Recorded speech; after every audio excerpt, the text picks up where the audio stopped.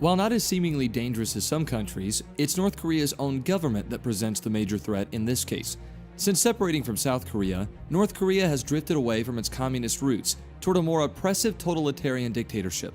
The country is infamous for denying its citizens of the most basic human rights, freedoms, and civil liberties, and every aspect of daily life is controlled by the governing bodies. Amnesty International claims that detention, torture, and execution are used at will to ensure the population's loyalty to the state. Pakistan has been contested ground ever since it gained its independence in the 20th century. Military occupation is constant due to the threat of the Taliban and other terrorist groups, the Kashmir conflict, alongside other regional and factional disputes. A historically unstable political system is also to blame. Multiple military coups have been necessary to restore order in the past. Pakistan also suffers from several other significant problems, such as overpopulation, poverty, and political corruption.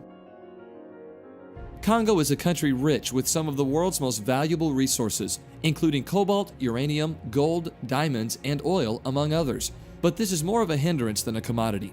Because of the land's wealth, the Democratic Republic of Congo has always been fought over.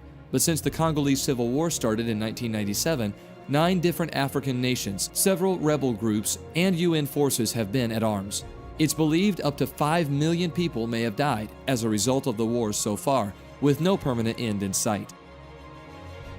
Since General Francis Bozizé took the nation's capital in the 2003 Bush War, the Central African Republic has been locked in civil and religious war. The next 10 years resulted in countless casualties and deaths, until the United Nations finally became involved when Bozizé was indicted for crimes against humanity and incitement of genocide. Most rebel factions have agreed to cease fire multiple times, yet reports of ethnic and religious cleansing originating from the Central African Republic still remain. Most of Sudan's various regions are at civil war due to various rebel groups and religious unrest. Over 500,000 deaths have been reported as a result of the Somalian civil war, most of which were civilian. While it's been said that the civil war ended in 2006 when the country formed a permanent government, pockets of resistance still exist throughout the country. Several attempts at amnesty and ceasefire have been attempted, but more than 2 decades later and no end to the fighting seems near. Since 1990, Iraq has been the stage of multiple wars, which have resulted in almost countless deaths and evacuated citizens over the past 2.5 decades. Most recently, the ongoing Islamic dispute between the Sunni and Shia faiths continues to divide the nation culturally, especially due to their shared border with Syria. By the end of South Sudan's first year as an independent country, racial hatred and conflict between the Nuer White and Merle tribes have reached a boiling point. The dispute happened mainly due to land disputes and cattle raiding, but it may eventually end in genocide.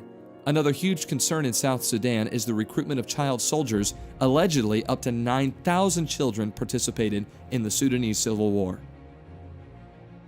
In response to the devastating 9/11 attacks, Afghanistan was occupied by U.S. forces in a bid to oust Taliban operations and any possibility of another terrorist threat.